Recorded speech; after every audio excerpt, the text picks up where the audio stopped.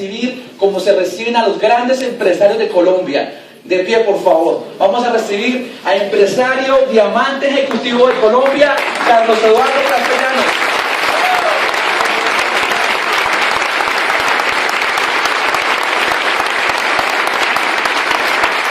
Hola, hola.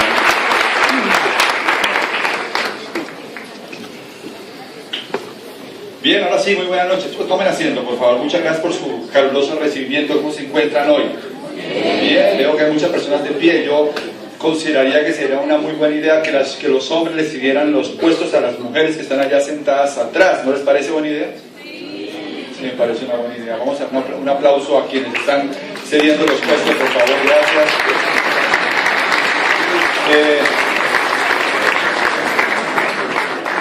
Gracias, José, por tu presentación. Dentro de esta industria realmente hemos logrado con mi esposa un resultado importante y hoy quiero compartirles un poco lo que ha pasado en estos años y las lecciones más importantes, los aprendizajes que hicimos en este camino, en esta trayectoria de 18 años. Pero tengo que acordarme, para poder un poco romper el hielo, tengo que acordarme de lo que me impulsó a mí a hacer este negocio. ¿Dónde comenzó esta historia? Esto comenzó, recuerdo mucho, yo no sé si algunos de ustedes conocen un barrio que se llama Las Villas, que queda ahí cerca de la Colina Campestre. Mi papá compró una casa ahí cuando yo tenía 1 año de edad, es decir, hace 40 y algo de años, ¿no? Entonces compró una casa ahí. Él trabajaba en una empresa que se llama Roman Haas, una compañía que creo que vende, es una compañía como que sueca o suiza, que, bueno, no conozco muy bien el tema, pero es algo que tiene que ver con química. Y él trabajaba ya como gerente de importaciones en Roman Haas. Y bueno, pues él era un empleado, digamos que de un nivel medio alto. Y entonces cuando se casó con mi mamá, pues tomaron la decisión de comprar una casa. Para ese momento ese barrio era lo más al norte que había en Bogotá. Era lo más al norte que había, es como Chía hoy en día, ¿no? Y pues ir hasta allá era lejísimos. Eran casas, o son casas de más o menos unos 280 metros cuadrados. Con un patio grande, un antejardín muy bonito. Unas casas que para ese momento eran no las mejores, había muchas mejores, pero eran casas muy buenas. Eso era clase media, ¿no? Eso era clase media alta, ¿no? Casa de 280 metros cuadrados con jardín, con antejardín, y con carros nuevos. Y con un salario que le dio, pues, para tener un nivel de vida más o menos, yo diría que aceptable, ¿no? Ya llevamos viviendo ahí como unos 20 años. O tal vez más, como unos 30 años, algo así. Y entonces ya la casa estaba un poquito ya deteriorada, ya 30 años en la misma casa. Y entonces mi papá dijo, sería una buena idea cambiar de casa. Entonces comenzamos a buscar casas alrededor y empezamos a buscar casas que tuvieran algunos requisitos, pues que fueran, o sea, deseables para que realmente mereciera el esfuerzo salir de la casa de Las Villas para irnos a vivir a otro sitio diferente. Entonces tenía que ser una casa más grande. Somos una familia numerosa, pues todos estábamos en un proceso como de terminar el bachillerato o algo así. Entonces tenía que ser una casa más grande, o sea, de más de 280 metros, por lo menos de 350 metros para que se justificara. Tenía que ser una casa máximo de 5 años de uso. Tenía que tener buen patio, etc. Y empezamos a buscar casas. Y entonces llegamos a un sitio en las laderas de Suba que se llama Torre Ladera. Hoy, claro, esas casas ya tienen por unos 15, 18, 20 años, ¿no? Pero cuando llegamos a esas casas por primera vez, son casas de 380 metros cuadrados, con pesebreras, porque tienen sitio para pesebreras, porque puedes tener caballos. Tenían buen patio, cercas vivas,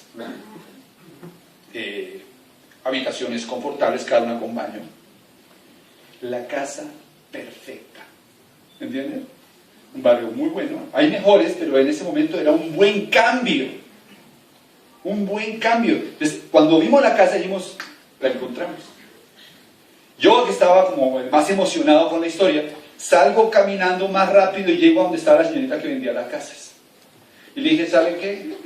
Nos encanta la casa. Está buenísima la casa. Y entonces ya se sentó mi papá a hablar con ella y le dijo, sí, miren, estas casas, la cuota inicial de la casa son 480 millones de pesos. Y financiamos el 30% restante. Era una casa de unos 800 millones de pesos de hace casi 20 años. 800 millones de pesos. La cuota inicial, casi 500 millones de pesos. Yo en ese momento desperté. ¿Cuáles eran mis sueños para ese momento? Estaba empezando a estudiar veterinaria. Un veterinario que está recién entrando a la universidad, que no tiene papá, finquero grande, pues sueña, para mi generación el sueño era un Land Rover, pero no un Range Rover, un Land Rover de esos viejitos, modelo 60 y pico. Pues hace 20 años era mi sueño. Yo no tenía carros, era mi sueño. Ya después crecí un poquito mentalmente y entonces estaba soñando con tener un Montero. ¿No? Un Montero de redonditos que hoy en día cuestan por ahí unos 100 millones de pesos. Bueno, la casa esa de la que les estoy hablando, fácilmente hoy vale 1.500 millones de pesos, ¿no? Y el carro del que estoy hablando hoy en día vale 100, 120 millones. En el año 82, mi papá toma la decisión de que quiere ir a hacer un año sabático, deja la empresa en manos de unos familiares para que la administren, y nos vamos a vivir a España durante un año. Rentamos un apartamento en Barcelona, nos instalamos a 3 cuadras de la Boquería, cerca del Paseo de Gracia, un sitio fantástico, a vivir un año. Yo estaba en el colegio y durante ese año no tuve que estudiar nada, y me vi todo el Mundial de España 82 y fui a partidos. O sea, eso fue genial. Ese viaje a mí me cambió la vida. Fue muchísimo mejor estar un año viajando por Europa que estar un año en un colegio. Porque eso me cambió completamente la perspectiva de las cosas. Así que esos 3 hechos para mí se volvieron como una aspiracional en la vida. Una casa linda, un carro agradable, bueno, y un buen viaje. ¿Cuánto creen ustedes que costaría hoy agarrar, o sea, dice 5 personas de una familia e instalarse en Barcelona? ¿No? Claro que dicen que Bogotá está más caro que Barcelona, pero si no tienes por lo menos unos 5.000 euros mensuales, no lo vas a lograr. O sea que no te vas a gastar menos de 100.000 euros haciendo ese viaje, ¿no? Durante un año, porque son casi 300 millones de pesos. Y la casa esta vale 1.500 millones. ¿Eso suma? 1.800. Y el carro este, que hay muchos mejores, vale 100 millones. O sea, ¿cuánto suma eso? Mis 3 sueños de recién terminando la carrera costaban 1.900 millones de pesos. Y cuando salgo de la universidad me entero que un veterinario se gana bien pago 1,5 millones. Bien pago, ¿no? O sea que si se gana 1,5 millones un veterinario, ¿cuántos meses habría que trabajar para tener, ¿cuánto dije? 1.900 millones de pesos. ¿Cuánto da eso? ¿Cuánto da eso? No, dígame la cifra. Divídalo ahí en la calculadora. O sea, es 1.900 dividido en 1,5 millones. ¿Cuánto? 100 años. Oye, yo he hecho la cuenta y nunca me ha salido tanto. O sea, toca reencarnar para lograrlo.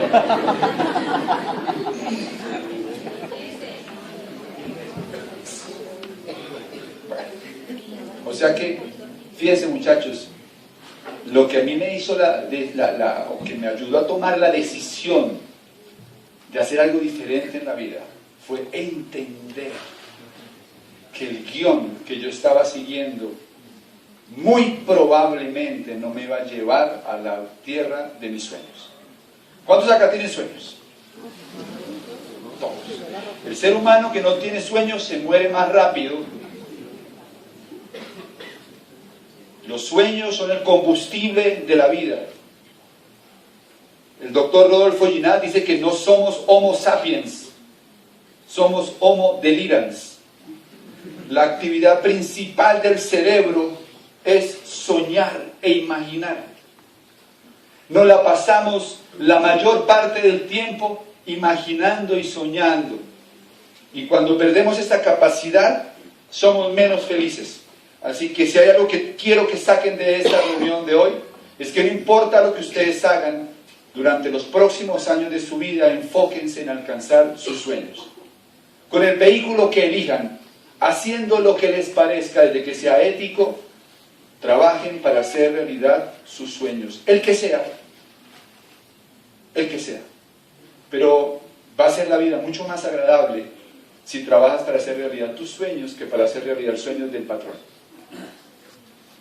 Y eso lo aprendí cuando estaba conociendo esta industria. Así que en 1996 estaba todo preparado en mi mente para poder abrazar esta oportunidad de negocios. Porque yo estaba ya convencido de que el emprendimiento, el ser dueño de un negocio, era el camino ideal para poder vivir esos sueños. Y en 1996, una tía que veo cada vez que voy a donde mi mamá, mi tía es una persona maravillosa, ella me invita a conocer este negocio que ustedes les están empezando a plantear. Estoy en una reunión por allá en la 100, eso es en la 100 con 21, mi tía me llama, yo ya un poco como cansado de la llamadera le dije, tía, está bien, voy a ir a la reunión. No había celular, pero igual me había dicho 3 o 4 veces y hasta que finalmente me dio pena con mi tía y arranco para allá. Un salón un poco más pequeño que este, con unas 200 personas, que cuando uno entra se siente extraño, porque aquí hay mucho aplauso, mucha gente emocionada, mucha gente se abraza, lo ponen uno de pie, aplaudir a la gente, y eso a uno le parece al principio un poco extraño. Hay un entusiasmo sospechoso que en el cerebro primario de todos los seres humanos inmediatamente se cierra. Y además en Colombia, como tenemos ese concepto de que eso tan bueno no da tanto, pues es todavía mucho más evidente. Me quedo ahí, me hago ahí al fondo, en el salón este, se sube el personaje a la tarima y cuando empieza a hablar me cae mal. No sé si a alguno ya le pasó, pero me cayó mal el tipo, porque empezó a hablar de cosas, ¿no? de cosas que él tenía, ¿no? Y del carro que conducía, pero la verdad es que los seres humanos nos conectamos mejor a través de las miserias, ¿no? Y entonces eso no me cayó bien, pero bueno, ya en ese momento yo ya estaba viviendo la crisis de la mayoría de la gente. Yo ya tenía deudas. ¿Hay alguna aquí con deudas de casualidad? Yo tenía ya deudas. Yo compraba acá, ropa a crédito. Tenía un carro que había comprado a crédito. Hasta el seguro del carro lo pagué con una tarjeta de crédito, que finalmente me cancelaron y no se renovó el seguro el segundo año. Y mamá estrelló el carro. Yo me quedé sin el carro porque fue pérdida total. Ella está bien, pero fue pérdida total del carro. Y con la deuda. Debía 30 millones de pesos de ese entonces. Entonces, cuando el tipo dice que con esto se pueden pagar las deudas, yo dije que tal vez sea verdad. La verdad es que un momento que yo decía, Dios mío, que sea verdad y que sea legal, porque yo quiero hacer esto. 1996 estuve en esta reunión que ustedes están hoy acá. Increíble. Ha pasado mucha agua debajo del puente. No les puedo decir que esto va a ser fácil. Métanse que se van a hacer millonarios de la noche a la mañana. Porque sería mentira. Nada que valga la pena en la vida se logra sin los principios que usan los campesinos cuando están labrando la tierra. Todo requiere una época de siembra, de cultivo, para poder tener una cosecha. Y los campesinos saben que no pueden tomar cerveza cuando hay siembra. La cerveza se toma cuando hay cosecha. Igual pasa acá. Vas a pasar un tiempo aprendiendo a sembrar, aprendiendo a cultivar para tener una cosecha. Pero si yo lo pude hacer, todos ustedes acá también lo pueden hacer. Siempre y cuando tengan algunas cosas que me parecen a mí fundamentales para que esto les funcione. Lo primero es que estén buscando una oportunidad para emprender. Si tú eres de las personas que dices, yo la verdad es que prefiero seguir empleado y esperar la pensión, respetable, pero esto no es para ti. Claro, no son muchos los que están en esa posición. Yo te tomaría una foto, la guardaría y se la pasaría a mi gente, decían, a este no lo inviten, porque este lo logró de otra manera. Pero es exótico eso hoy en día, ¿no? Papá tenía un amigo que se llamaba Guillermo Cortés, que trabajaba en Nicollantas. Y esos señores que llevó toda la vida trabajando en Nicollantas. Entonces allá llegábamos y íbamos los viernes con mi papá y mamá y llegábamos al sitio, y cuando estábamos allá, pues yo sí recuerdo que cuando entraba el tapete decía Nicollantas. Yo entraba al baño y la toalla era de Nicollantas. Y el cenicero era de Nicollantas. Y todo lo que había en la casa era de Nicollantas. Y obvio, porque el señor llevaba 20 años, 25 años trabajando en esa compañía. Hoy en día, le repito, eso es exótico, raro encontrarlo. Entonces, primero les decía que ser ¿qué? Emprendedor. Segundo, estar dispuesto a aprender. Si tú crees que ya lo sabes todo, esto no es para ti. Mantente lo que estás haciendo, está perfecto, pero esto no es para ti. Para hacer esta actividad hay que tener mucha hambre de aprender cosas nuevas. Y hay que estar dispuesto a reinventarse para que esto funcione. Así que vamos a comenzar. Vamos a comenzar. Yo hice una presentación para hablarles un poco de la ley de la riqueza, porque finalmente esto se va a entrelazar con el negocio, porque si hay lo que aprendí en esa época en la que les cuento lo de la casa y lo del carro y toda esa historia que les conté, algo que aprendí es que realmente el éxito financiero tiene que ver con aplicar ciertas reglas de la riqueza. Tiene que ver con conocer cómo es que se mueve el dinero y cómo se acumula. Durante esos momentos de mi vida que comencé a leer y empecé a entender algunas cosas de la vida, obviamente mi filosofía se ha refinado en estos años, pero durante ese proceso entendí que el problema de nuestros países es un problema de educación financiera. No tenemos ni idea cómo producir dinero, cómo ahorrar, administrar y generar riqueza. Yo aprendí en el colegio a sumar, a restar, dividir, multiplicar, algo de geografía, pero nunca me enseñaron a hacer un presupuesto. Jamás me hablaron acerca de cómo ahorrar y el poder del ahorro. Nunca entendí la importancia, por ejemplo, de crear una marca personal, de aprender a vender, de aprender a negociar. Nunca me enseñaron eso. Después estuve en la facultad de veterinaria y aprendí muchas cosas, a palpar vacas, a hacer cirugía, muchas cosas aprendí, pero nunca me enseñaron cómo producir riqueza. ¿Cuántos de ustedes vieron en su pensum de la universidad riqueza 1 o riqueza 2? Nadie ve eso. Entonces crecemos con la fantasía de que la riqueza es un don especial que algunas personas tienen. Los mitificamos y los vemos como si fueran gente de otro mundo. Y si somos resentidos sociales, le rayamos el carro cuando salimos. porque no entendemos que son simplemente algunos principios que hay que seguir y que cualquier persona podría tener esos resultados, ¿no?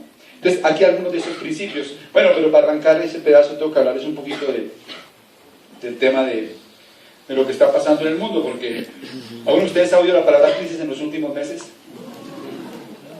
Pues ahí le regalo esta frase, ¿no? El problema no es que el mundo esté de cabeza, el problema es que usted piensa al revés.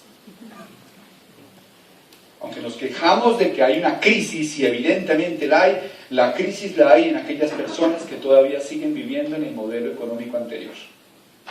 Y los que todavía siguen suspirando por lo que era el pasado en la economía. Por los que creen que no se paga suficiente. Con los que no se han dado cuenta que el mundo cambió, que la economía cambió, y que hoy en día para hacer dinero tienes que conocer las nuevas reglas. Y que ir a la universidad no significa que te las van a enseñar, lo cual no quiere decir que no vayan a la universidad. Quiere decir que vayas a la universidad para desarrollar una vocación, un perfil profesional, pero tienes que aprender a hacer dinero.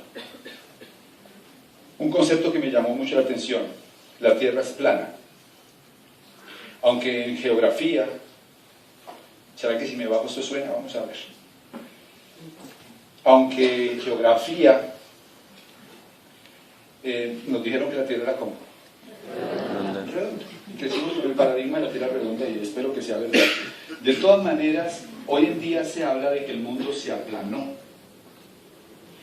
Y el hecho de que el mundo se haya aplanado es lo que ha cambiado toda la economía y es lo que hace que haya la gran crisis mundial que estamos viviendo, el aplanamiento del mundo. Y cuando hablan de que el mundo se aplanó, lo que hablan es de que las barreras se cayeron. Las barreras geográficas ya no existen. Las distancias tampoco existen. Estamos tan lejos de Cúcuta como de Seúl.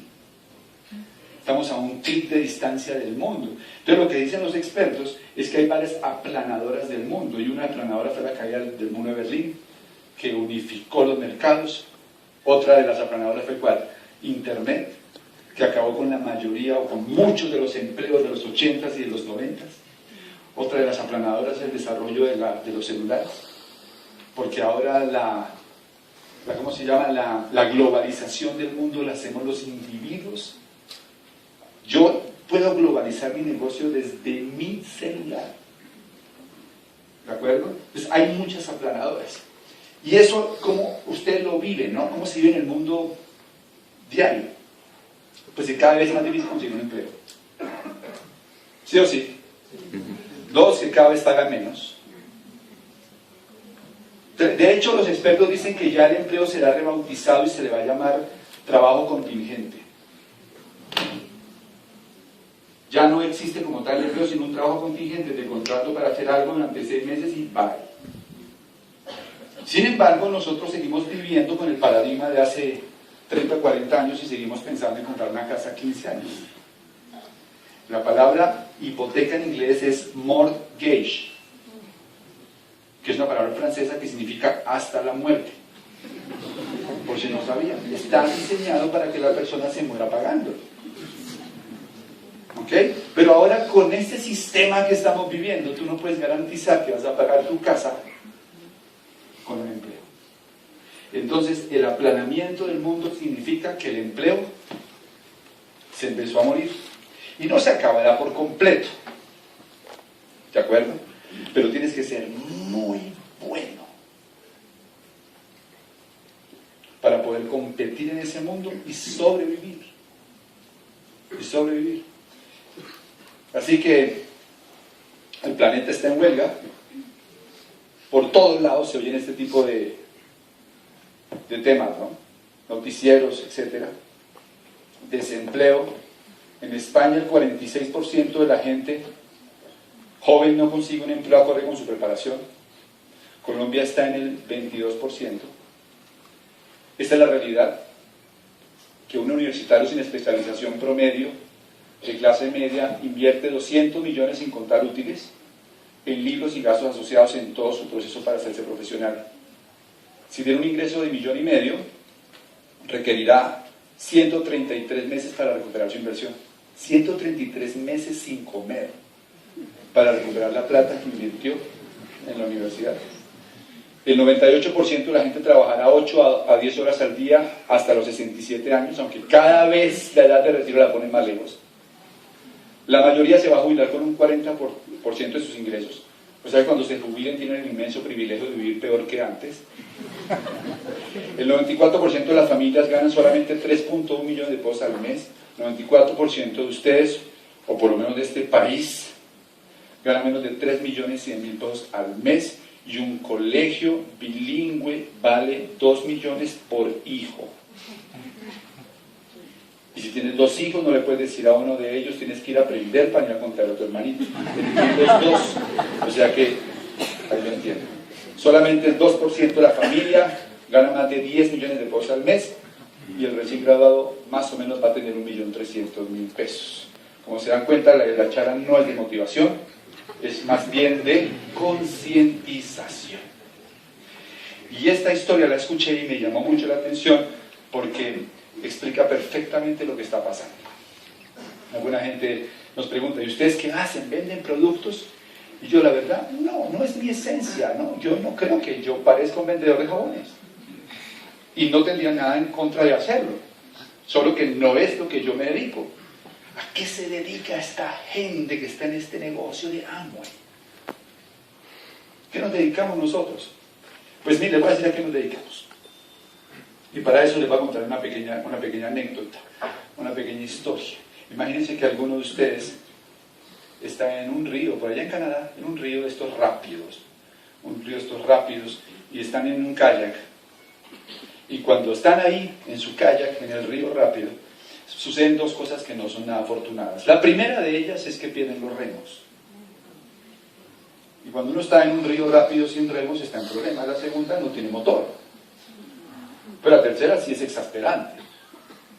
Estás a 100 metros de las cataratas de Niágara. Sin remos, sin motor, en un kayak, a 100 metros de las cataratas de Niágara. En ese momento, ¿qué pensarías? Pues créanme que lo primero que uno piensa es, ¿cómo es posible que haya sido tan torpe y no me haya dado cuenta que por aquí se llegaba a las cataratas? Y lo segundo que van a pensar es, ¿cómo es posible que la gente sea tan indolente y no me haya dicho, tenga cuidado porque por ese río se llegan las cataratas? ¿Qué hacemos nosotros? Nosotros le decimos a la gente, por ahí están las cataratas. Escúchenlas. ¿Cuántos son aquí empleados? ¿Escuchan las cataratas, jóvenes? Si sigues por ese río, lo dramáticamente inevitable te va a ocurrir.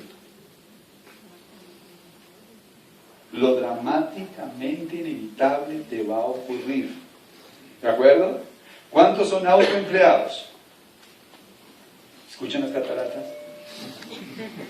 Ya la competencia no es con los santanderianos y los costeños, sino con los japoneses, chinos y coreanos. Así que cuando nos preguntan qué hacemos, nosotros le mostramos a la gente un camino alternativo para que no caigan las cataratas. Una opción distinta para hacer negocios, en la que pueden correr muchos menos riesgos. Y van a estar acompañados de un equipo de empresarios profesionales en esta actividad, que ya tenemos la experiencia haciéndolo durante todos estos años. Y podemos mostrarles un camino en el que no les puedo prometer nada, pero les puedo asegurar que si ponen el trabajo y hacen el esfuerzo, pueden tener el resultado.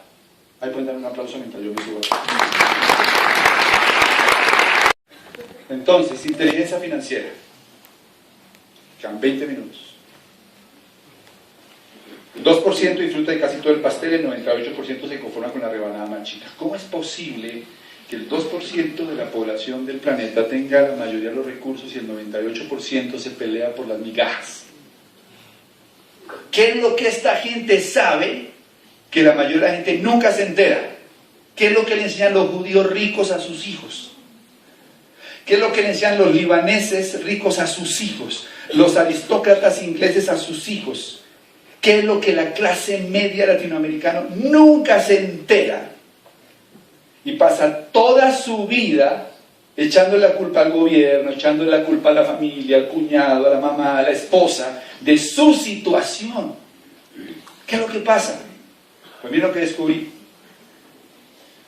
Un problema no puede ser resuelto en el mismo nivel de pensamiento que se generó. Ahí está el primer problema. Uno le pide consejos al personaje equivocado. Si uno quiere saber cómo salir de una situación financiera difícil, no le pregunte a su cuñado si está quebrado. No le pregunte al vecino, porque probablemente si es su vecino gana lo mismo que gana usted. Un problema no puede ser resuelto en el mismo nivel de pensamiento que se generó. La diferencia grande que existe, ¿sabe qué decían los libaneses a sus hijos? Los ricos le dicen a sus hijos, escuche, cuando alguien mayor que tiene éxito habla, ustedes escuchan. Aquí el viejo se le manda a callar. Y no escuchamos a la gente que tiene éxito. Nunca nos sentamos a escuchar qué es lo que ellos piensan que lo llevó allá. Leyes para la riqueza. Primera, ley de la ganancia. Segunda, ley del gasto. Tercera, ley del ahorro. Y cuarta, ley de la inversión. Esas son las 4 leyes para la riqueza. Ustedes podrían hoy medir su coeficiente de inteligencia financiera. Y sería un buen ejercicio que ustedes lo escribieran. O sea, ¿qué tan inteligente financieramente soy? Esta inteligencia hoy en día es fundamental en la nueva economía. Primera ley, ley de la ganancia. Esto es Kiyosaki básico.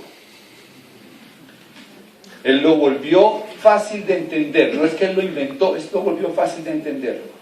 Hay 4 formas de ganar dinero. No es que haya una mejor que otra. Lo que pasa es que esto va en función de los resultados que tú esperas obtener en tu vida. Las formas son ser empleado, ser autoempleado, dueño de negocio o inversionista. El empleado pues tiene un salario y el salario está supuesto para que la gente ¿qué? Sobreviva. De hecho, si ustedes estudian algo de historia se van a dar cuenta que la palabra salario viene de sal, porque era la forma como los romanos pagaban, con sal. El salario está supuesto para que la gente pueda sobrevivir. El autoempleado es aquella persona que cuando ya se cansó de ser empleado dice me voy a independizar. Independizar significa voy a montar mi propia oficina de asesorías, voy a armar mi propio consultorio, voy a montar una papelería, voy a montar cualquier negocio en el que eres indispensable para que el negocio funcione. El empleado se diferencia del empresario en que el empleado es indispensable para que el negocio funcione. El empresario, auténtico empresario, no tiene que ir a trabajar todos los días. La mayoría de la gente se cree empresaria, pero realmente son ¿qué? Autoempleados. ¿Cómo hago para saberlo? Sencillo, pare de trabajar 6 meses. Y si dentro de 6 meses su negocio no existe, su ingreso proviene del autoempleo, no del dueño de negocio. Entonces el dueño de negocio es el que tiene un sistema que le produce dinero y el inversionista es el que vive de sus inversiones. ¿Cuál de las 4 se les antoja? Podría dar un mejor estilo de vida. Eso depende de cada quien. Pero yo descubrí que el éxito, el empleado exitoso, de todas maneras toca volver a trabajar el lunes y el martes y el miércoles y el jueves y el viernes. ¿Me gano 30 millones? Sí, pero tengo que ir a trabajar el lunes y el martes y el miércoles y el jueves y el viernes. Y también me di cuenta de un grave problema que tiene el empleo no es heredable. ¿Han visto algún empleado que le herede el puesto a su hijo? No, es que no se puede heredar. El empleo no se puede heredar, ni tampoco se puede vender. Tiene muchas otras ventajas, más que todo en los 80s y 90s tenía muchas ventajas. Hoy las tiene menos. El autoempleado tiene también un problema. Hay que ir a trabajar el lunes. Y el martes, el miércoles, el jueves y el viernes. Tiene un inconveniente respecto al empleo. Trabajo también los lunes, los martes, los miércoles, el jueves y los viernes, pero no sé si me va a quedar plata al final del mes. El autoempleado es una trampa que a veces es más compleja que la del empleado. Entra primero, sale de último y no sabe si va a cobrar. Y si tiene que mantener, obviamente, toda la operación funcionando. El dueño de negocio tiene una ventaja. La promesa es que si lo hago bien, un día no tengo que ir a trabajar. Ni el lunes, ni el martes, ni el miércoles. Si la promesa se hace realidad, un día o todos tus días son como sábados. Piensa en un momento, ¿cómo será su vida si todos los días fueran sábados? ¿Eso sería bueno o buenísimo? ¿A qué le gustaría levantarse? ¿Cuánto le gustaría bañarse más tarde? De verdad. O sea, eso es un sueño muy reptil, pero es real. Bañarse más tarde, a las 3 de la tarde. ¿Por qué no? Tranquilo. ¿O cuánto les gustaría tener fines de semana de 4 días? ¿Por qué no? ¿Qué tal que el fin de semana comenzara el jueves por la noche? Y se acabara el lunes. Y trabajaras martes, miércoles y jueves. ¿Eso sería bueno o buenísimo? Ok, eso es realidad para el dueño de negocio y para el inversionista. Para el empleado o el autoempleado, no. ¿Cuál es la ventaja del dueño de negocio? Muchachos, que para tener un negocio, para decir yo soy dueño de negocio, me tengo que invertir un montón de dinero. Generalmente. Lo segundo, hay que tener bastante hígado para poder enfrentar lo que se te viene, la competencia y el trabajo. Y la mayoría de los dueños de negocios han invertido 15, 20, 25 años para que su sueño se haga realidad. Bueno, el inversionista tiene muchas ventajas. El problema está en que tengas el capital para llegar hasta allá. Entonces, el empleado busca seguridad y el autoempleado y el dueño de negocio y el inversionista buscan ¿qué? Libertad. El empleado y el autoempleado tienen un ingreso que se llama lineal, el dueño de negocio y el inversionista tienen un ingreso que se llama residual y pasivo. ¿Cuál es el objetivo? Pasar a ser dueño de negocio e inversionista. La mayoría de las personas no saben cómo dar ese paso, porque no entendemos cómo crear realmente un negocio y finalmente convertirse en inversionista. ¿Cuál es el lenguaje? El empleado normalmente dice yo busco un trabajo seguro y un buen sueldo. ¿Han oído a alguien que dice no, yo prefiero lo seguro? Lo irónico es que hoy en día es mucho más seguro ser emprendedor que ser empleado. El autoempleado dice cosas como yo tengo un proyecto, pero eso solamente funciona porque yo estoy al frente. El autoempleado es la persona que uno va y lo visita en eso y dice todo esto que ya está acá lo hice yo. Y solo funciona cuando yo estoy al frente. Atiende las mesas, cobra la plata. ¿De acuerdo? El dueño de negocio tiene un lenguaje diferente. Él dice, estoy buscando expertos para que manejen mis negocios. Y estoy buscando sistemas que me produzcan más dinero. ¿Saben por qué uno nunca conoce a esos muchachos? Yo me he dado cuenta de algo. Es que uno se parece a las 4 personas con las que más anda. Muchos los dueños de negocio andan con dueños de negocio. Los empleados andan con empleados, etc. Por eso generalmente esto no llega a penetrar el círculo de uno. Y uno crea un mundo alrededor en el que cree que eso es solo lo que hay. Eso es todo. Trabajar de sol a sol. Y los inversionistas están pensando en rendimientos. Para esto va a pasar rápido porque se me va muy largo. Por ejemplo, en medicina. Un empleado es un médico que trabaja en una clínica. ¿Verdad que sí? Un autoempleado dice, ¿sabe qué? Voy a montar mi propio consultorio. Un dueño de negocio dice, voy a comprarme la clínica. Y el inversionista dice, ¿sabe qué? Yo voy a invertir en EPS. Ahora, les voy a decir una cosa. El problema que hay con lo que está pasando hoy en día es que para ser dueño de una clínica o para comprar o para participar en negocios de medicina no hay que ser médico. Así que por eso la mayoría, y no estoy hablando mal de eso para nada, pero la mayoría de las personas terminan en el cuadrante del lado izquierdo. Así que escribe de dónde vienen tus ingresos. Si eres un E, un A, un D o un I.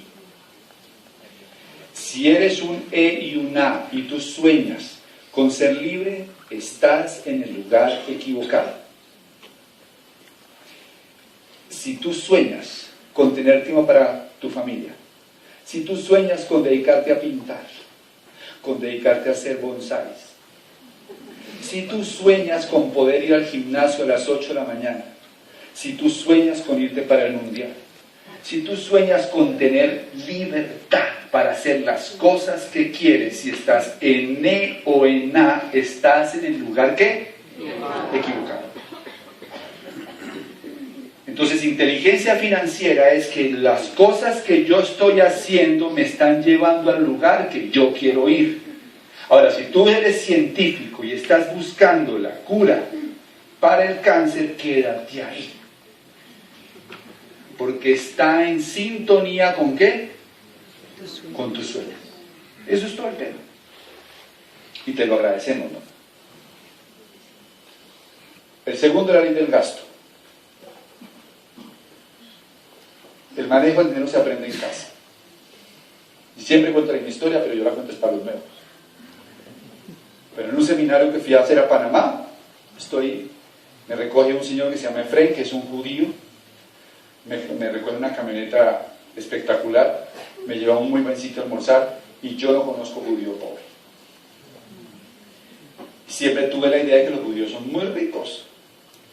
Y me atreví, después de estar hablando con él, a preguntarle, ¿por qué?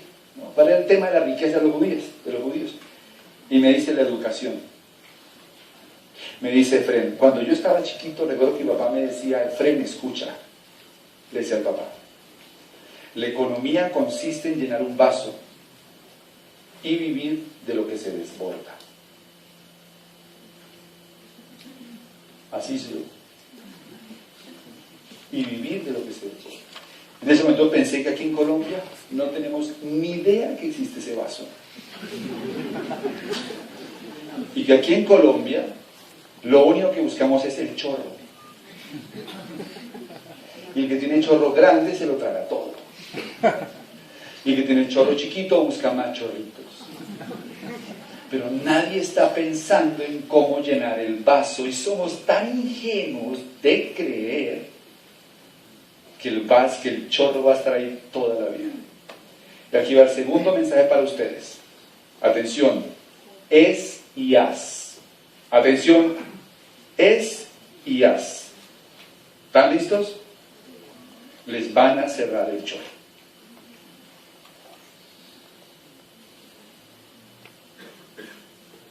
¿Y por qué? Porque así funciona. Si tú no llenas el vaso, un día vas a ser un problema para tu familia, vas a ser un problema para tu país, porque no hay forma, no hay sistema de seguridad social que pueda mantener el estilo de vida que todos quisiéramos si no llenamos el vaso. Así que ahí está tu coeficiente de inteligencia financiera. ¿Qué tan lleno está tu vaso? Hey, ¿estamos todavía despiertos acá? Sí. Descubrí en el camino que para ser pobre hay que saberlo hacer.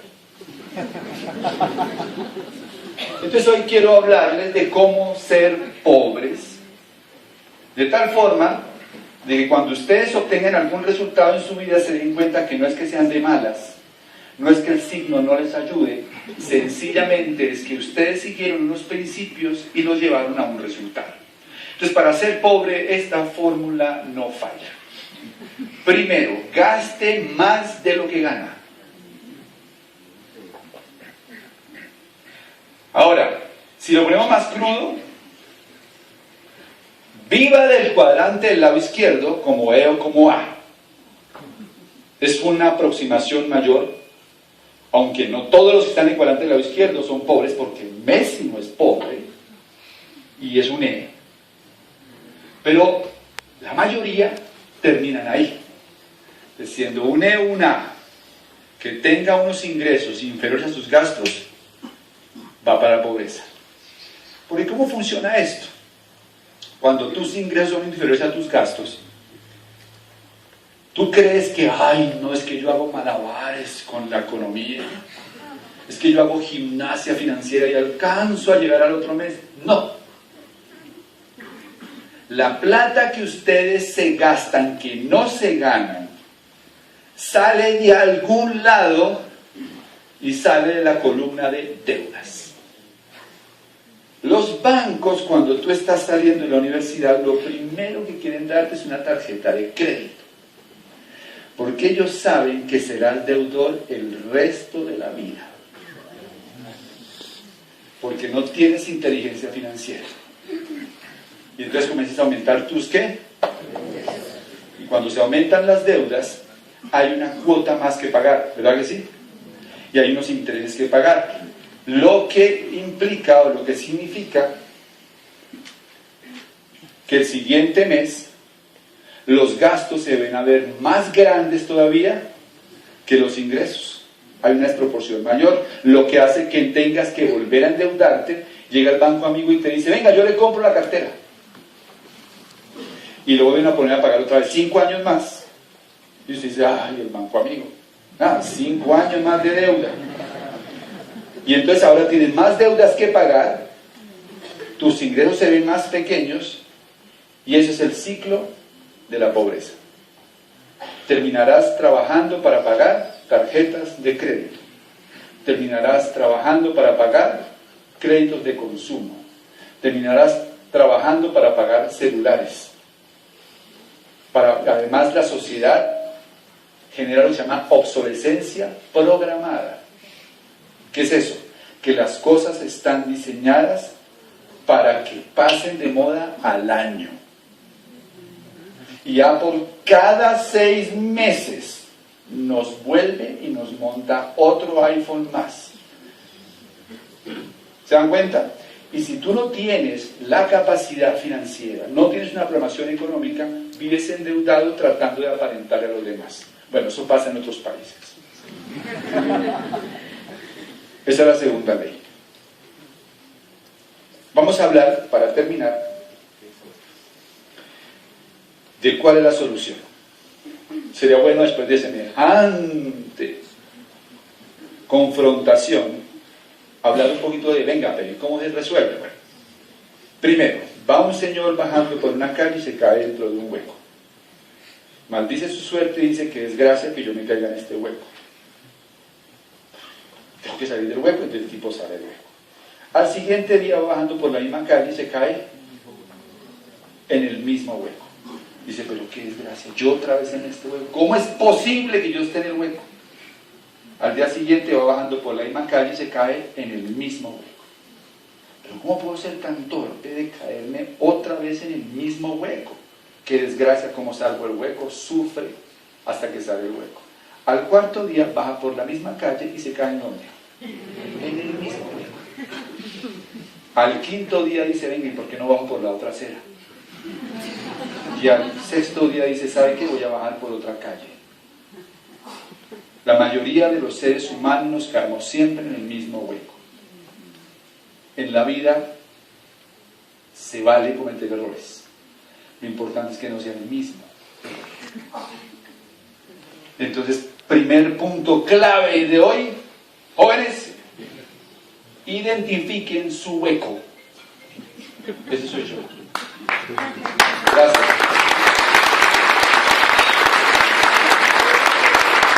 Identifiquen su hueco. ¿Cuál es el hueco? El hueco es que sigues pasando hojas de vida. ¿Cuál es el hueco? El hueco es que sigues inventándote negocios con gente que no tiene coco para hacer negocios.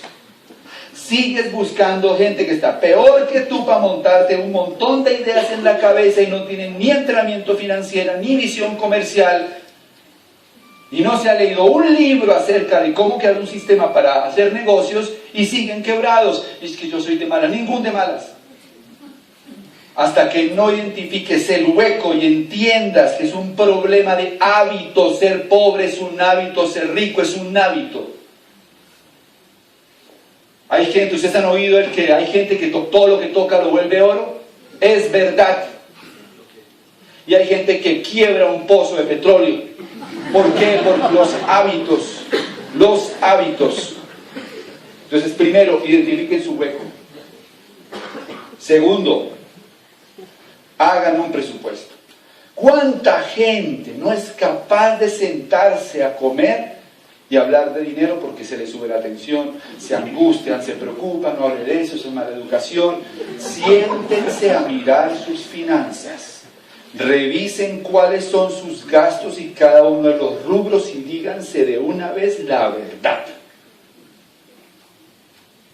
Hagan un presupuesto real. Metan ahí seguros e impuestos.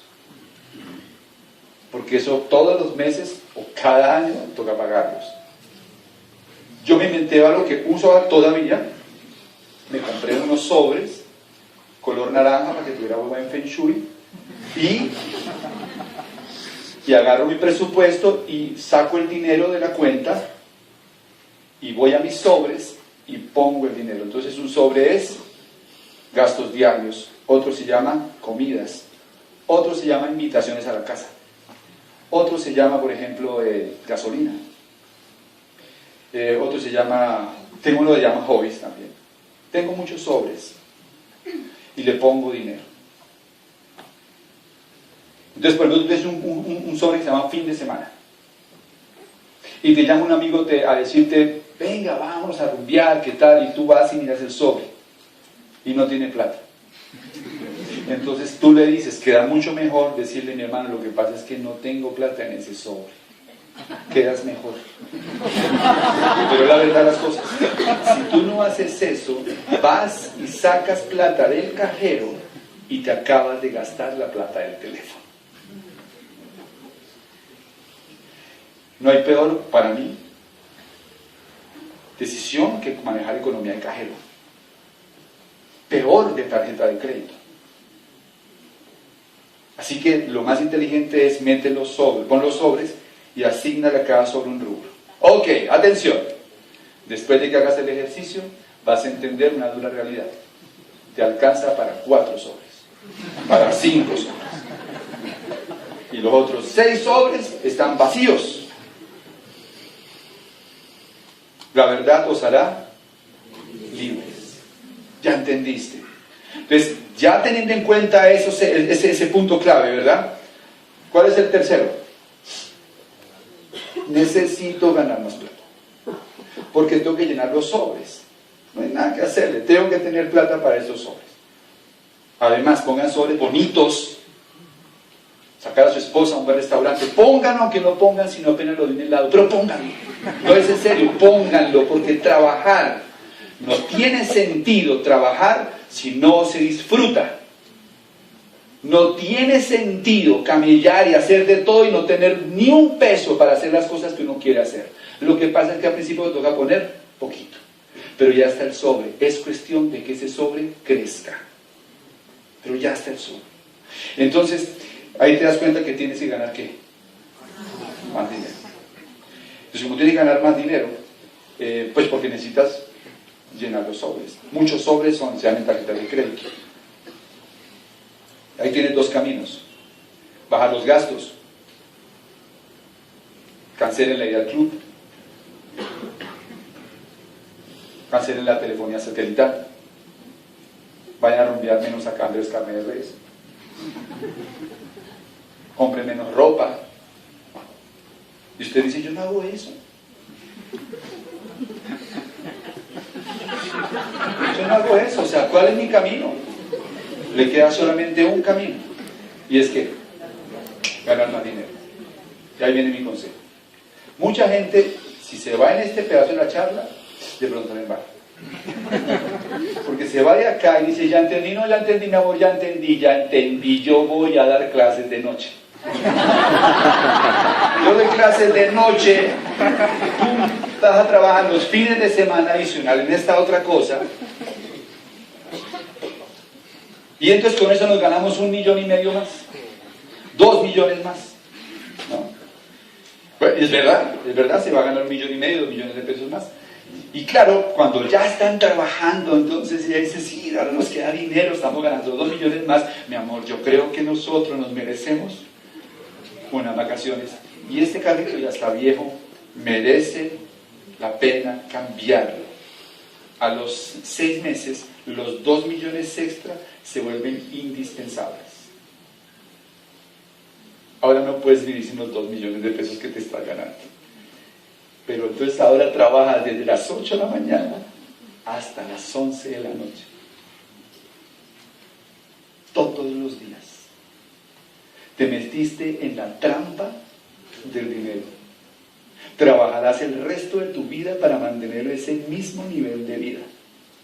Dentro de unos años el carro que era nuevo ya es viejo. Y trabajarás para andar en un carro viejo 12 horas diarias. Porque no tenías que inteligencia financiera. Desde aquí va el consejo. Sí hay que ganar más dinero, pero hay que ganar dinero en el cuadrante del lado derecho. ¿Cómo así?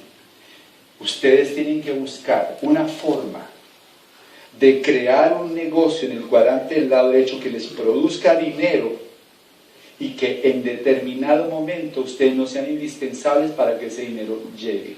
Y entonces se harán libres, porque el día en que sus ingresos del cuadrante del lado derecho son equivalentes a sus gastos, ese día ustedes son libres, no importa cuánta plata sea. Si sus gastos son 3 millones mensuales y los produce un negocio que no depende de su esfuerzo, ahora te puedes levantar y bañarte a la hora que quieras. No eres rico, pero eres ¿qué? Libre. Aquí se conecta esto con el negocio. Porque esto que hacemos nosotros es la forma más simple, más expedita, más sencilla de que cualquier persona pase a construir un negocio en el cuadrante del lado derecho y construya su libertad financiera. Yo comencé hace 17 años a hacer este mismo negocio que ustedes, sin un peso, sin conocimiento de marketing, de negocios, de nada. Y construí mi libertad financiera. Mi mamá trabajaba en un jardín infantil. Empezó a hacer este negocio.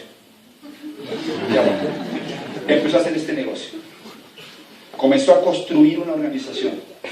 Hoy en día, no sé si está acá, es tan libre que ya no la veo tanto.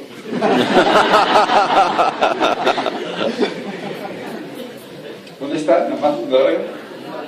No, estaba allá porque era un poquito lenta. Pero hoy en día la veo como vive, la tranquilidad que tiene. Dice, me quiero comprar un carro, y va y se lo compra.